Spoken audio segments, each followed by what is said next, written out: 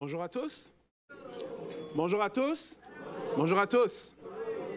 Bonjour, je suis le pasteur Patrick et je suis ici pour aller dans la parole de Dieu avec vous. Alors, j'espère que le Seigneur va nous faire voir des choses nouvelles, nous emmener à lui, à la repentance, afin qu'on puisse grandir en lui et apprendre davantage comment le suivre. Amen. Alors, prions et allons voir ce que le Seigneur a nous révélé ce matin.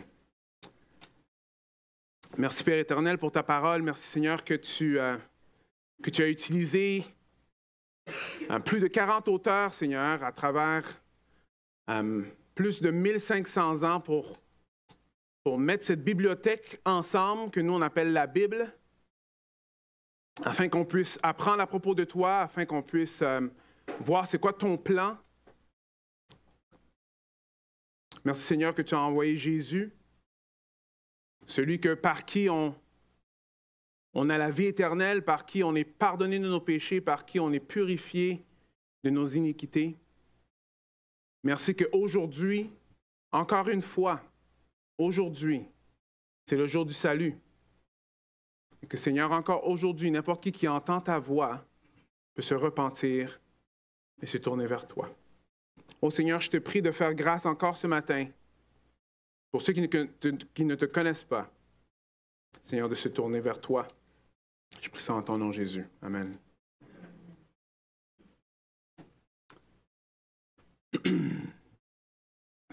Une famille va aux États-Unis et ils conduisent. La famille, c'est le père, la maman et quelques enfants en arrière. Et les enfants posent la question, est-ce qu'on est arrivé? Est-ce qu'on est arrivé? Les parents disent, faites-nous confiance, ça va arriver. Mais est-ce qu'on est arrivé? Est-ce que ça vous est déjà arrivé que les enfants disent ça? Oui. Oui. Mais la maman réalise quelque chose. Elle regarde son mari et après elle dit, il n'a pas l'air à savoir où est-ce qu'il va. Alors, elle lui pose la question, es-tu sûr qu'on va dans la bonne direction? Oh oui, je suis sûr que je vais dans la bonne direction. Continue à conduire un autre 30-45 minutes. Après, elle pose la question, elle dit, est-ce que tu es sûr qu'on va dans la bonne direction? Il dit, regarde, j'ai parlé à, je ne sais pas comment que le vôtre s'appelle, Valérie, tu sais, le GPS, Georges, Michael, je ne sais pas ce que le nom du vôtre. Il dit, j'ai parlé au GPS, le GPS me dit d'aller dans cette direction-là.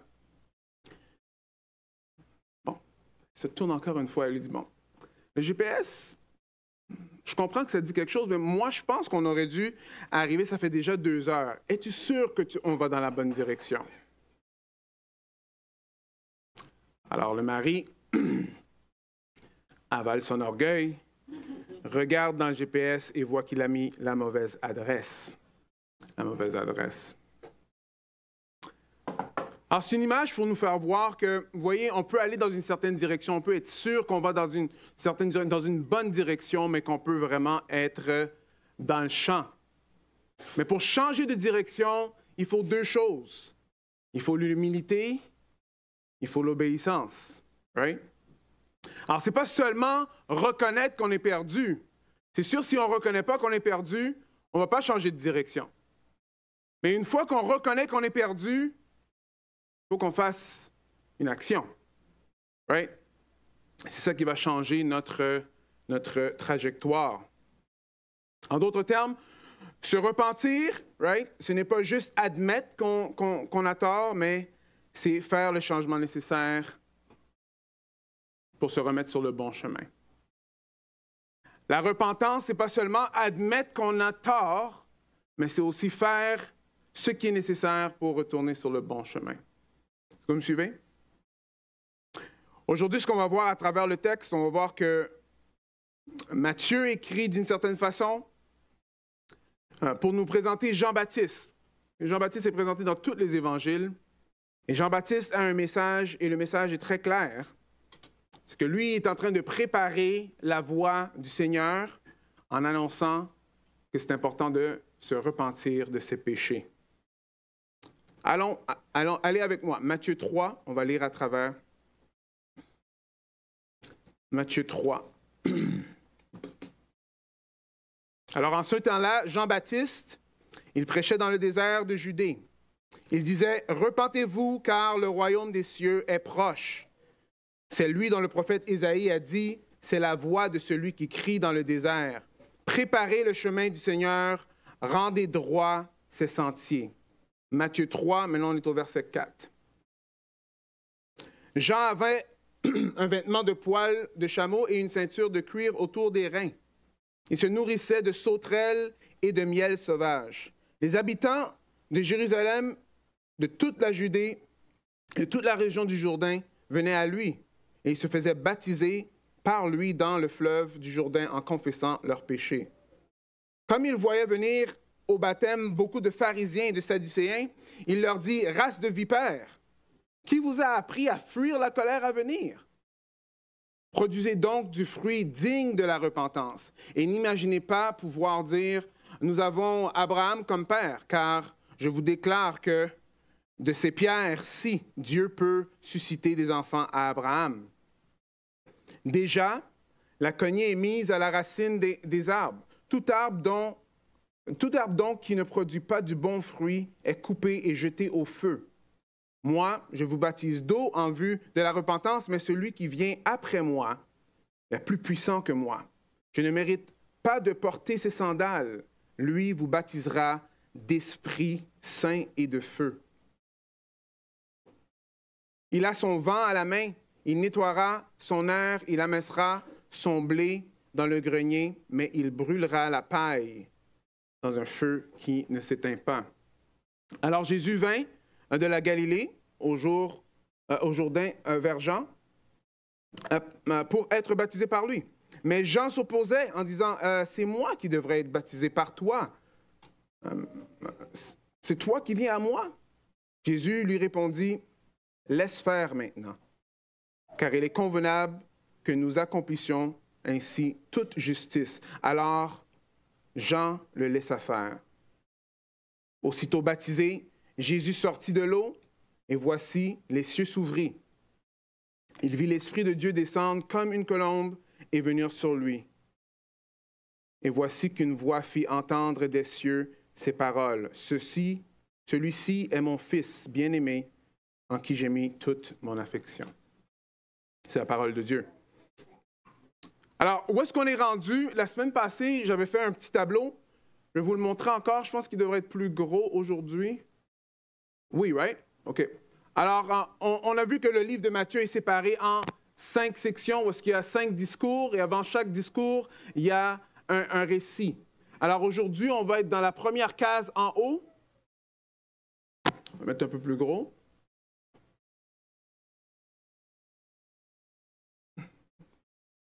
OK. Bon. Alors, c'était mieux avant. OK, alors, on est dans la section où on voit que Dieu, il approuve Jésus. Dieu, il approuve Jésus. Alors, cette semaine, je vais le mettre sur peut-être une diapositive ou quelque chose. Pas une diapositive. Dans un courriel et vous l'envoyez si vous voulez avoir un cadre quand vous passez et que vous lisez à travers l'Évangile de Matthieu. OK? Alors, je vous invite tous à lire. Alors, lisez d'avance, parce que alors vous allez déjà savoir on est dans quel texte aujourd'hui. Okay? Alors, comme vous voyez, la semaine prochaine, ce sera Matthieu 4, et après, ce sera Matthieu 5, et après, ce sera Matthieu 6, guys. OK? Alors, mais si vous lisez au fur et à mesure, déjà, vous allez plus être capable de tirer un peu plus du texte, parce que vous l'avez déjà lu. OK? Ce qui est important de voir, ce qui est en train de se passer en ce moment, Matthieu, lui, il écrit son évangile d'une certaine façon parce qu'on a vu que lui, il veut montrer que Jésus-Christ, c'est le roi qui était tant attendu, le roi, le Messie qui devrait venir, et il nous le montre de plein de différentes façons. Alors, jusqu'à maintenant, ce qu'on a vu, c'est... OK, alors si vous avez... On n'a pas fait versets 1 et 2. C'est pas qu'on l'a pas fait, on l'a déjà fait. Mais on ne l'a pas fait maintenant. Alors, si vous voulez entendre ce qui se passe dans Matthieu 1 et 2, allez voir Noël, parce qu'on a passé à travers Matthieu 1 et 2 à Noël, en série. Là. Alors ça, ce sera comme un peu le début de notre série. C'est pour ça qu'on commence dans le chapitre 3. Parce que peut-être quelqu'un se posait la question. Alors, chapitre 1 et 2 a été fait à Noël. Vous pouvez aller sur le YouTube de l'Église et les écouter. Maintenant, on arrive au chapitre 3. Mais tout le long, il est en train de nous montrer que oui, Jésus, c'est le descendant de David. De David, oui. C'est le roi qui devait venir, qui avait été prédit d'avance. Après, il nous a montré comment que le roi, lui, est né. Il a montré la naissance du roi. Et maintenant, on arrive ici, où est-ce qu'il est en train de nous montrer comment que le roi, lui, il commence à emmener son royaume. Et ça ne commence pas par le roi, mais ça commence par quelqu'un qui annonce le roi. Il annonce que le roi doit venir. Il est en train de dire, OK, le roi, il vient. Et son nom, c'est Jean-Baptiste. Mais une des choses que des fois, on ne peut peut-être pas saisir, c'est que la façon qu'il est en train de présenter les choses, pour un juif, là, ça parle très fort. Ça parle fort de plein de différentes façons. Pourquoi? Parce que si vous êtes des lecteurs de l'Ancien Testament, en lisant Matthieu, vous allez voir qu'il y a beaucoup d'échos, beaucoup d'images qu'on voit que Matthieu il met dans son texte. Pourquoi? Parce qu'il veut que les Juifs qui lisent ça voient que, oh, vraiment, c'est vraiment celui qui devait venir. C'est Jésus. Je vais vous donner un petit exemple de quelque chose, comment que les Juifs, eux, ils auraient comme un peu lu le texte. OK? Je vais vous lire une petite histoire, là. Vous allez me dire qu'est-ce qui vous vient à votre esprit. Alors, dans un monde lointain, des étrangers furent appelés pour libérer la terre des forces maléfiques. Guidés par le lion, la manifestation de la parole divine, ils traversèrent des épreuves et des tentations. Le lion se sacrifia sur la table de pierre et par sa résurrection, il rompit les chaînes des forces des ténèbres, apportant justice et paix. Sous la gouvernance des étrangers désormais couronnés, la terre connut une période de paix et de prospérité. Cependant, les forces du malheur, les forces du mal demeuraient, cherchant à détourner le royaume de son glorieux destin. À chaque fois, le lion revenait pour pardonner, purifier et renouveler le pacte avec son peuple. Lorsque vint la fin des temps, un ultime affrontement eut lieu entre les forces du bien et les forces du mal. La terre fut consumée, mais ce cataclysme donna lieu à un nouveau commencement.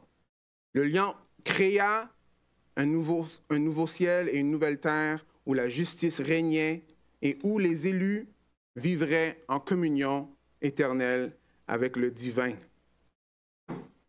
Qu'est-ce qui vient à votre esprit quand je lis ça?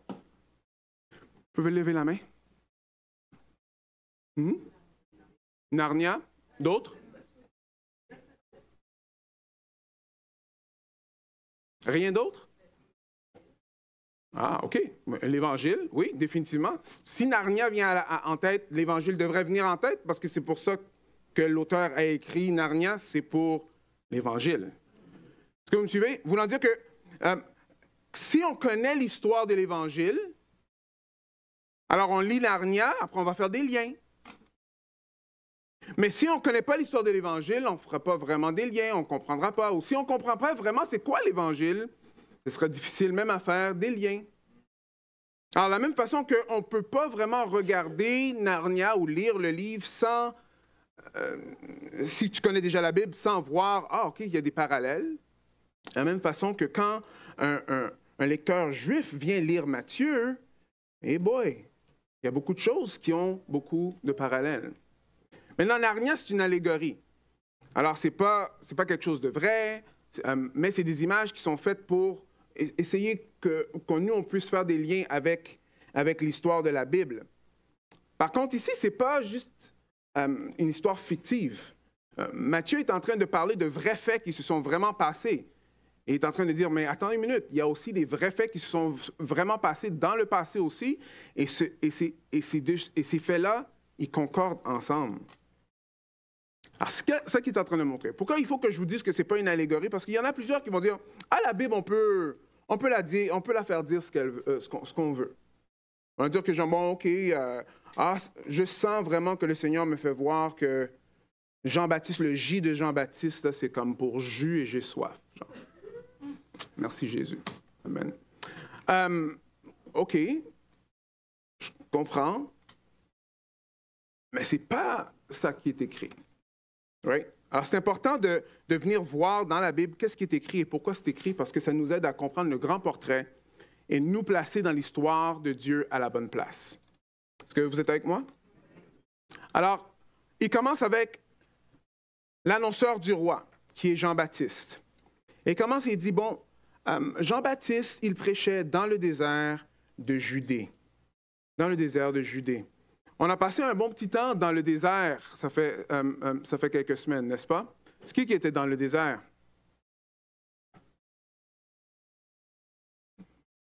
Dans les dernières semaines. Le peuple d'Israël, right? Le peuple d'Israël.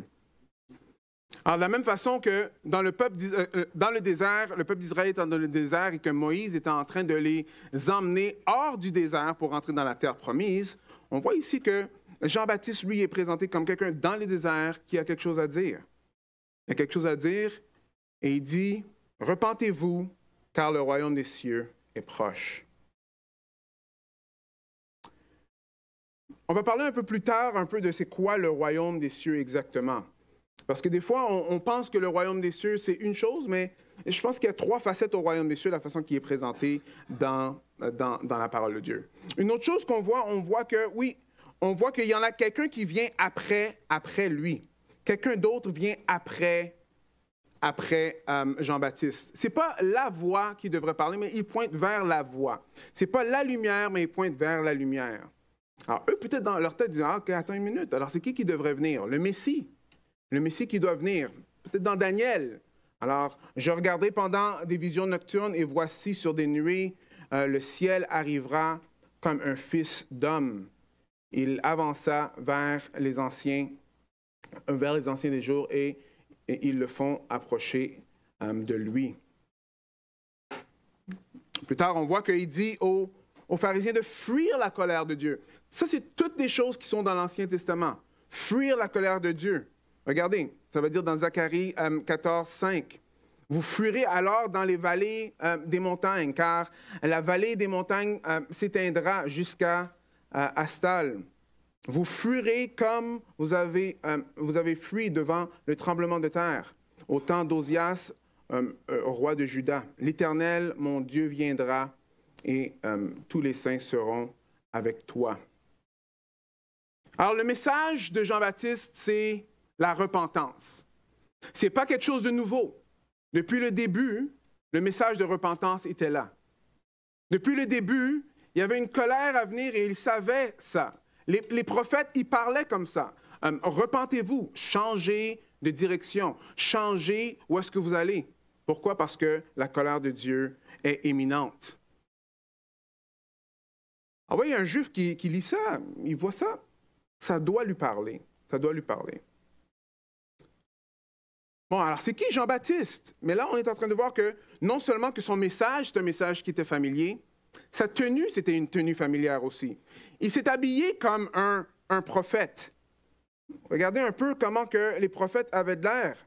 Zacharie 13, 4 va dire ceci. En ce jour-là, il arriva que les prophètes auront honte de leur vision, chacun pour sa part, quand ils prophétiseront. Alors, ils ne revêtiront plus un manteau de poil afin de tromper. Ils vont plus se mettre comme super beau afin de tromper. Et dans 2 Rois 1, 8, il leur dit, c'était un homme avec un vêtement de poil. Il avait une ceinture de cuir autour des reins. Alors Asia dit, c'est Élie le Tishbite. L'allure de Jean-Baptiste, c'était une allure qui ressemblait comme Élie. Comme Élie. Comme un prophète. Il avait l'air exactement de ce qu'eux, ils pensaient que c'était un prophète. Et lui, il est en train d'annoncer quelque chose. Mais on voit qu'il était très populaire parce que tout le monde sortait pour aller voir ce qu'il avait à dire. Jean-Baptiste, lui, il parlait, il disait « Repentez-vous » et les foules sortaient, comme on voit dans le verset 4. Je veux dire verset 5. Les habitants de Jérusalem et toute la Judée et toute la région du Jourdain venaient à lui. Ils se faisaient baptiser par lui dans le fleuve du Jourdain en confessant leurs péchés. Si ça s'était passé directement dans le texte, on voit qu'il y a une citation d'Ésaïe. Ésaïe 40, verset 3. La voix crie dans le désert. Ouvrez le chemin de l'Éternel, nivelez dans la steppe une route pour notre Dieu. Et nous, dans le groupe Vie, cette semaine, on a passé dans Ésaïe 40 pour voir un peu ça avait de l'air de quoi, Ésaïe 40. Très intéressant dans Ésaïe 40, c'est que nous, on a la Bible comme ça. Alors, on pense des fois que c'est juste un livre. Non, Ésaïe a été écrit des centaines et des centaines d'années avant Matthieu. Et dans Ésaïe 40, ça va dire ceci, quelques petites choses. Ça veut dire une voix qui crie dans le désert, ouvrez le chemin de l'Éternel, nivelez la steppe et une route pour notre Dieu. Ça va terminer comme ceci, dans verset 11. Comme un berger, il fera paître son troupeau. Dans son bras, il rassemblera des agneaux et les portera dans son sein. Il conduira les brebis qu'il allaitait. Quand même intéressant ici. Alors, dans Ésaïe 40, il y a une prophétie qui est en train de dire, OK, regardez, je sais que vous êtes en exil, peuple d'Israël, mais je vais envoyer quelqu'un qui va faire en sorte que vous pouvez sortir de l'exil, sortir de votre esclavage et que vous pouvez être délivrés. Et cette prophétie-là pointe à la plus grande délivrance, qui est la délivrance que Jésus-Christ vient nous délivrer des péchés.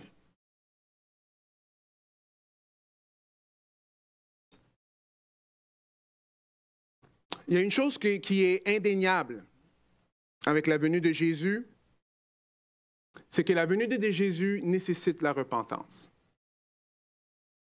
La venue de Jésus nécessite la repentance. À cause que le roi des rois est venu, celui qui a créé les cieux et la terre est venu,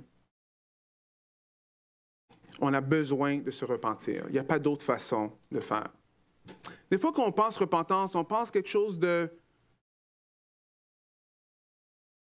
pénible. Par contre, la repentance, c'est toute une grâce. Le fait qu'on va dans un chemin qui n'est pas le chemin de Dieu et que Dieu a la place de nous donner ce que nous, on mérite, nous donner la destination de où est-ce qu'on devrait aller, Dieu dit non. Repens-toi. Lâche où est-ce que tu veux aller et tourne-toi vers moi. Change de direction. C'est ça que Jean-Baptiste est en train de dire. Changez de direction. Arrêtez d'aller dans votre propre voie. Arrêtez d'être le roi de votre vie. Il y a un roi. Et ce roi-là, il veut être le roi de votre vie. Il y a une histoire qui est triste et aussi c'est une bonne nouvelle en même temps. Triste, c'est ceci. Que Dieu peut dire, tu sais quelque chose, que ta volonté soit faite.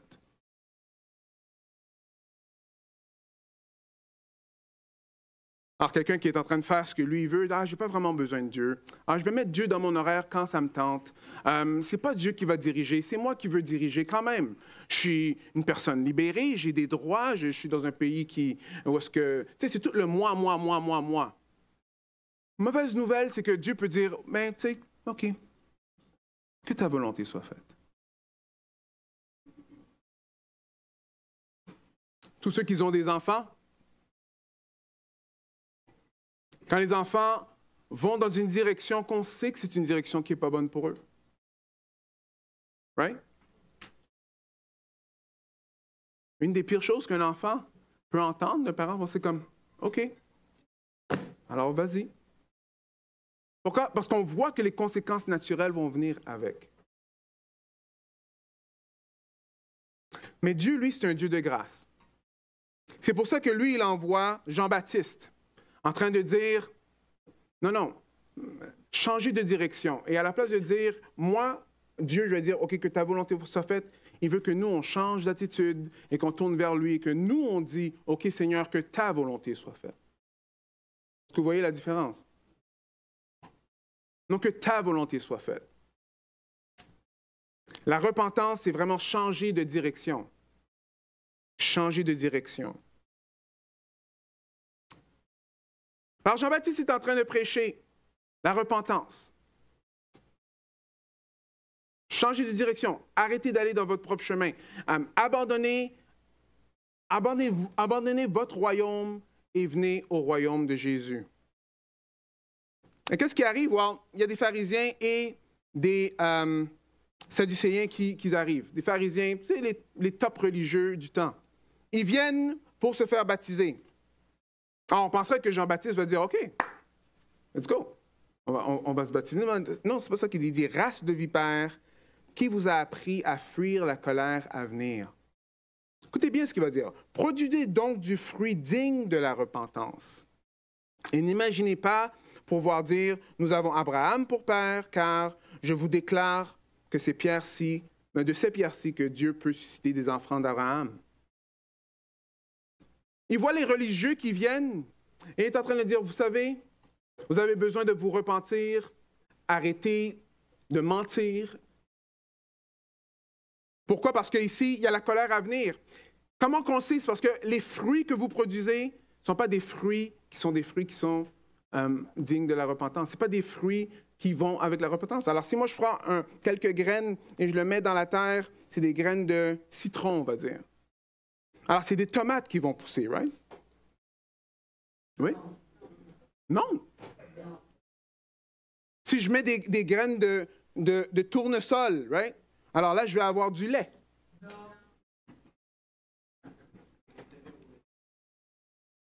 Alors, la repentance produit un fruit. Et les pharisiens et les sadducéens, ils n'étaient pas en train de produire ce fruit-là. Et Jean-Baptiste les reprend sur ça. Mais c'est intéressant que ce qu'il dit, c'est que ne vous cachez pas derrière le fait que votre père est Abraham. Parce que Dieu, lui, il ferait des enfants d'Abraham de même des pierres qui sont là. Et je pense que c'est quelque chose qui est bon parce qu'il est en train de dire, ne pensez pas que vous êtes dans la repentance parce que vous venez d'un background chrétien. Ne pensez pas que vous êtes dans la repentance parce que votre grand-maman servait le Seigneur et votre père, votre mère sert le Seigneur. Vous avez été élevé dans l'Église. Non, n'imaginez pas parce que vous dites que j'ai Abraham pour père. Abraham, c'est le père de la foi. Parce que j'ai le père de la foi, alors tout est beau. Non. Jean-Baptiste les reprend pour dire non. C'est pas ça. Vous avez besoin d'avoir des vies qui produisent du fruit, qui est digne de la repentance. Quand je parle ce matin, Jésus l'a expliqué dans d'autres paraboles. Il y a comme 4 façons, dans le fond, un peu d'entendre ce que je suis en train de dire en ce moment. Il y en a que ça rentre dans une oreille et ça part par l'autre. Right? Ça veut dire que dans le fond, c'est comme genre, j'en ai déjà entendu. Combien de temps qu'il reste? J'espère qu'il ne va pas parler trop longtemps aujourd'hui. Est-ce que j'ai fermé le four à la maison? Je ne suis pas sûr. OK. Est-ce que la nourriture va brûler? Non, je ne suis pas sûr. T'sais, alors ça, c'est les premiers. Alors, ils n'écoutent même pas. Et je prie vraiment au Seigneur qu'il n'y a pas personne, que c'est ça qui se passe ce matin. Parce que Jésus explique, c'est comme Satan qui vient carrément juste prendre les paroles.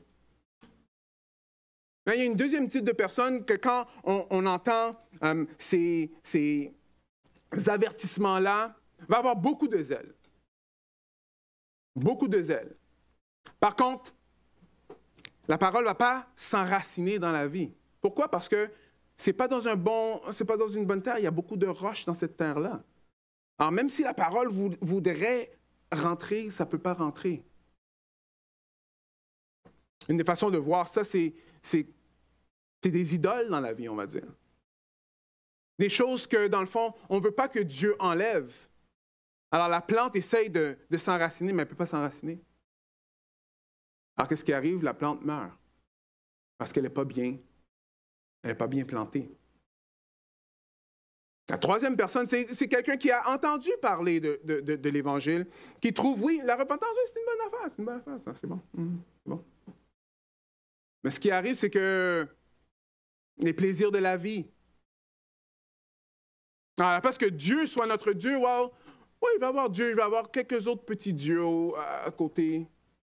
Mais ces mauvaises herbes-là, ils poussent, et qu'est-ce qu'ils font? Ils étouffent la plante qui est là.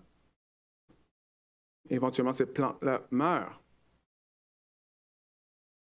Le dernier type de personnes, qu'est-ce qu'ils font, eux? C'est que non seulement qu'ils entendent la parole, ils font quoi? Ils la mettent en pratique. Ils la mettent en pratique. Et c'est là que ça porte du fruit. 10, 30, 60, 100. Ça porte beaucoup de fruits.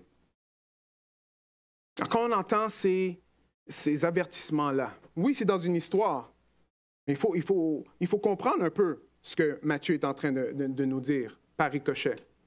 C'est l'heure de se repentir, d'arrêter d'aller dans nos propres voies, mais se tourner vers Dieu. La grâce, c'est que Dieu, encore une fois, aujourd'hui, il parle à travers sa parole. Si tu ne connais pas le Seigneur ou si tu es juste sur ta propre voie, il te dit, repens-toi. Repens-toi. Comment que tu vas savoir si tu te repens? Mais est-ce que tu mets la parole en pratique? Parce qu'en mettant la parole en pratique, ça va porter du fruit qui est digne de la repentance. Êtes-vous avec moi? C'est pas trop tard jusqu'à ce que c'est trop tard. Tu sais, il y a un sport que j'aimais jouer, je joue un peu moins ça, mais c'est le soccer. Qui a déjà joué au soccer, au football?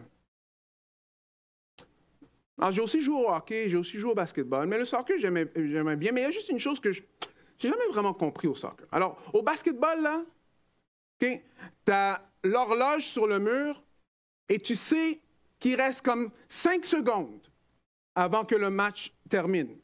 Okay? Au point que si vous regardez le basket, vous allez voir que dans 5 secondes, ça peut changer le match au complet. Right? Au hockey, la même chose. Tu as un cadran et l'heure. Mais au soccer, il n'y a pas de cadran. Au soccer, c'est l'arbitre qui a sa montre. Right? Alors, même si tu es en train de compter, c'est l'arbitre qui, lui, à chaque fois qu'il y a des fautes, à chaque fois que le jeu est arrêté, lui, il compte ça. Après, il ajoute ça à la fin de la mi-temps. Ce qui est intéressant, c'est que quand tu joues, si tu es comme 1-0 et tu essaies de voir si je vais faire un but, tu ne sais pas quand ça va terminer. Alors, tu donnes tout ce que tu peux. OK, mais ça fait 90 minutes, mais est-ce que ça va être... est-ce que c'est 1 minute d'après ce que moi j'ai vu ou d'après l'arbitre? Est-ce que vous voyez? C'est juste terminé quand c'est terminé. Mais il faut être prêt. Il faut être prêt. Jésus-Christ, lui, il revient quand il revient. Personne ne sait. Mais il faut être prêt. Es-tu prêt ce matin? Es-tu prêt ce matin?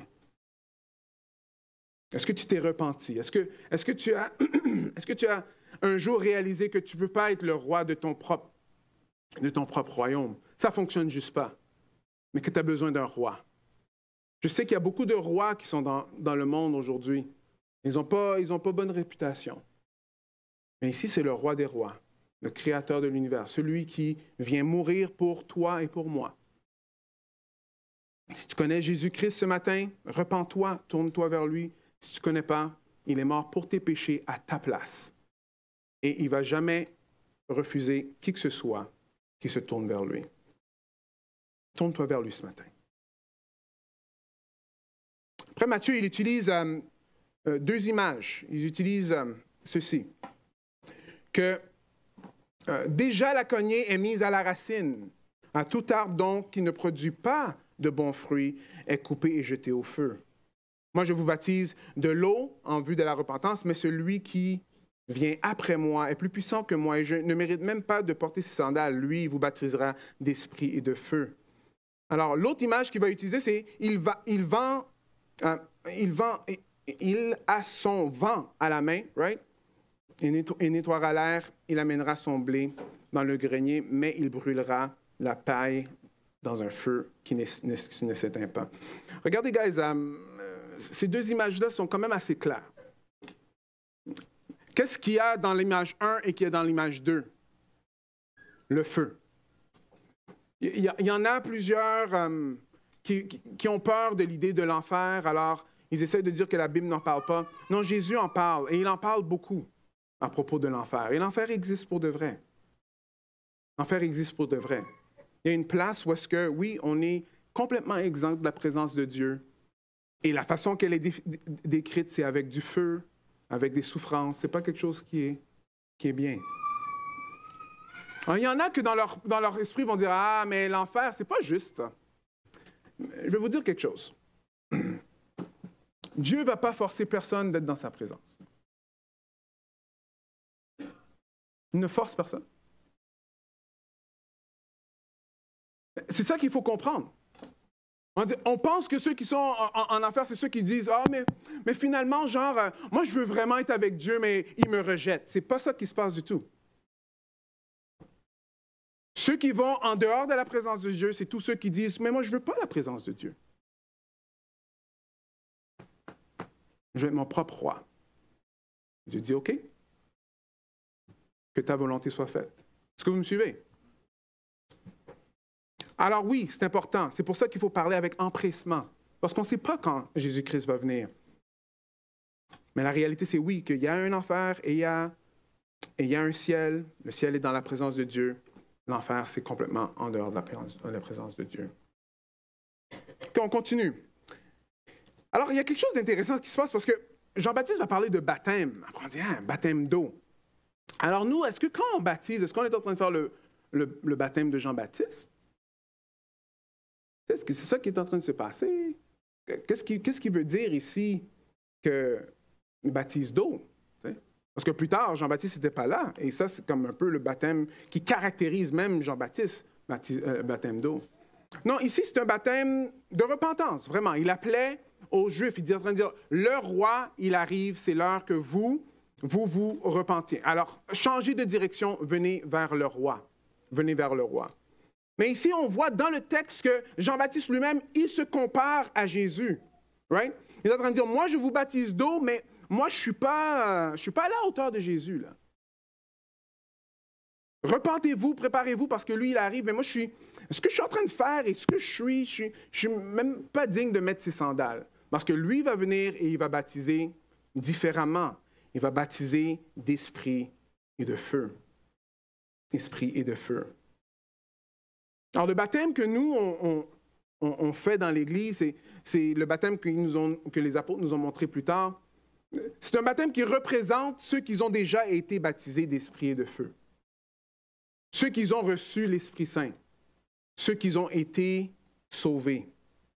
Regardez un peu. Encore, c'est un autre écho de l'Ancien Testament. Regardez ce que Ézéchiel 36, 25, 27 va dire. Je ferai sur vous l'aspersion d'une eau pure, et vous serez purifiés. Je vous purifierai de toutes vos souillures et de toutes vos idoles. Je vous donnerai quoi? Un cœur nouveau, et je mettrai en vous un esprit nouveau. Vous voyez? Je mettrai en vous un esprit nouveau. J'ôterai votre cœur, j'ôterai de votre chair le cœur de pierre, mais je vous donnerai un cœur de chair. Tu vois, le chair, c'est intéressant. Oui. Alors, et je mettrai mon esprit en vous, et je ferai que vous suivez mes prescriptions et que vous observez et pratiquez mes ordonnances. Vous voyez ici? Dieu, clairement, il explique que je vais mettre mon esprit en vous. En vous. Il y en a que, quand ça a à faire avec le feu, mais qu'est-ce que ça veut dire, esprit de saint et de feu? M. Carson, je pense qu'il a raison quand il dit que c'est synonyme. C'est juste une autre façon d'expliquer la même chose. Pourquoi? Parce que dans Malachie va nous dire quelque chose comme ceci. Qui pourra soutenir la venue même? Quel est celui qui se tiendra debout quand il pétera? Quand il paraîtra, merci. Car il est comme le feu du fondeur, comme la potasse des blanchisseurs. Il siégera tel celui qui fond et purifie l'argent. Il purifiera les fils de Lévi, les épurera comme on épure de l'or, de l'argent, et ils seront pour l'Éternel ceux qui amènent l'offrande avec justice. On voit que Dieu, lui, il est présenté comme un feu qui purifie. Et le baptême que nous, on fait, c'est un baptême qui confirme qu'on a déjà été sauvés. Ça veut dire qu'on a déjà reçu l'Esprit Saint en nous. Est-ce que vous vous êtes déjà fait baptiser? Est-ce que ça fait un petit bout de temps que tu viens à l'Église et que tu n'es pas baptisé? Est-ce que toi, tu as déjà reçu l'Esprit de Dieu en toi? Tu sais que Dieu t'a sauvé. Par obéissance, le Seigneur nous dit de se baptiser. Ça veut dire de rentrer dans l'eau ici pour montrer à tout le monde ce que Dieu a déjà fait dans notre vie. Et que d'autres aussi puissent aller dans la même direction. Continuons un peu. Alors, ce qu'on a vu, OK, oui, celui qui annonce le roi. Et maintenant, on va voir que le roi, lui, il est approuvé. Il est approuvé. Alors, Jésus vint de la Galilée au Jourdain vers Jean pour être baptisé par lui. Mais Jean s'y opposait en disant, « C'est moi qui ai besoin d'être baptisé par toi, et c'est toi qui viens à moi? » Ça, c'est vraiment important ici. Jésus vient, Jean dit, « Wow, OK, c'est lui. C'est lui. » Et Jésus dit, « Non, baptise-moi. » Jean réalise, « Mais moi, je ne peux pas te baptiser. Je ne suis pas digne de te baptiser. C'est toi qui devrais me baptiser. » Et Jésus continue par dire, « Laisse faire maintenant, car il est convenable que nous accomplissions ainsi toute justice. » Alors, Jean le laissa faire. Je pense que... Oui, s'il te plaît. Je ne sais pas pourquoi ma bouche devient très sec. Hein? Ah, peut-être parce que je parle. Merci, Ricardo.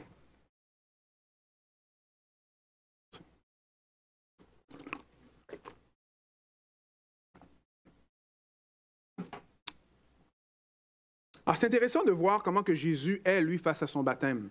Parce que je pense que ça nous donne une piste de comment que nous, on peut mettre en pratique la parole de Dieu.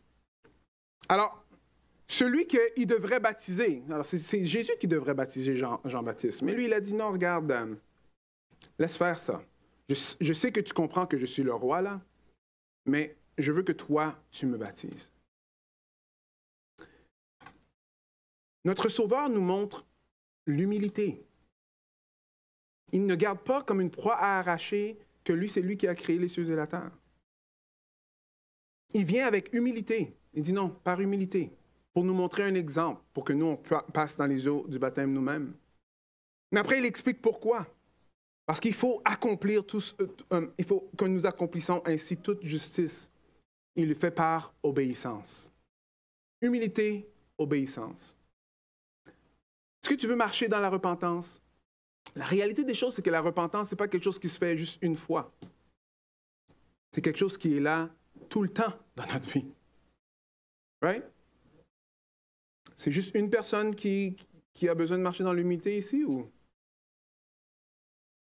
Juste deux personnes? Qui a besoin de marcher dans l'humilité? OK. OK. Qui voit que l'orgueil, souvent, est là? L'orgueil est là. L'orgueil a toujours tendance à remonter. Est-ce que vous voyez ça, right? Alors, la repentance, ce n'est pas quelque chose que j'ai fait quand j'avais tel âge. Peut-être je pense que j'avais 5 ans. Je pense que j'étais à côté d'un arbre. Je pense que, oui, c'est là que je me suis repenti. Après, c'est fini. Non, la repentance, c'est un moyen de vivre. Jésus nous montre l'humilité. L'humilité, c'est de réaliser que non, je suis dans le mauvais chemin et que je dois changer de direction. Mais pour changer de direction, on a besoin de l'obéissance. Vous êtes avec moi? L'obéissance. Alors, si tu veux savoir si tu es en train de mettre en pratique la repentance, si tu as du fruit qui est digne de la repentance, well, il va avoir l'humilité, il va avoir l'obéissance. Est-ce que Jésus avait besoin de se repentir? La réponse est non. Il n'a pas péché. Mais par humilité, pour nous montrer, lui, il est allé se faire baptiser. Est-ce que vous voyez ça? Et aussitôt, alors on voit ici les aussitôt baptisé, qu'est-ce qui s'est passé? Jésus sortit de l'eau, et après il a été approuvé par 2 personnes.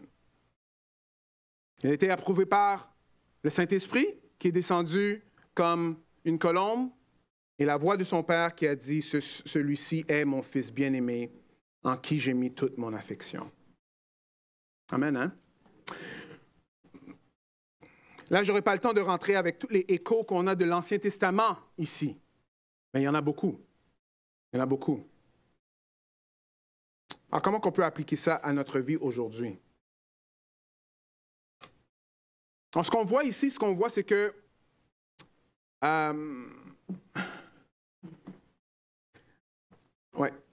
premièrement, on voit que le texte parle à des Juifs. Right? Alors, une question qui pourrait se poser, OK, mais si c'est tellement clair pour les Juifs, pourquoi même aujourd'hui les Juifs vont lire le livre et eux, ils croient pas? Ils croient pas. Ce n'est pas une bonne question. Mais oui, c'est une très bonne question. Mais l'histoire même de la Bible montre que le roi des rois, le créateur de l'univers, était devant plein de Juifs et plein d'hommes, et eux, ils n'ont pas cru. Vous voyez, croire, ce n'est pas juste la compréhension des choses. Ouais, je sais que je ne suis pas sur le bon chemin. Oui, je pense que oui, je le sais, mais tu continues toujours dans la même direction. Tu sais, tu as probablement raison. J'ai tort, mais tu continues sur ton chemin. Tu sais, j'aurais pas dû mettre la mauvaise adresse. Et tu continues sur le bon chemin. Ça c'est pas repentance. Est-ce que vous me suivez? C'est pas parce qu'on réalise des choses ou qu'on voit des choses, que les choses nous parlent, que finalement qu'on va se repentir. Non, pour se repentir, qu'est-ce qu'on a besoin? On a besoin, comme j'ai dit, de l'humilité et l'obéissance. L'humilité et l'obéissance. Il y a une chose qui est intéressante ici aussi, que le royaume, là, le royaume qui est proche a comme 3 facettes. On peut voir que le royaume est venu en Jésus. Alors, Jean-Baptiste, il annonce le royaume et le royaume est venu en Jésus. Après, on voit aussi que le royaume ici, il vient au peuple de Dieu. Alors, le royaume vient vers le peuple de Dieu, tous ceux qui se repentissent vont faire partie du royaume. Mais la Bible va aussi nous dire que le royaume, un jour, sera consommé quand Jésus-Christ va retourner.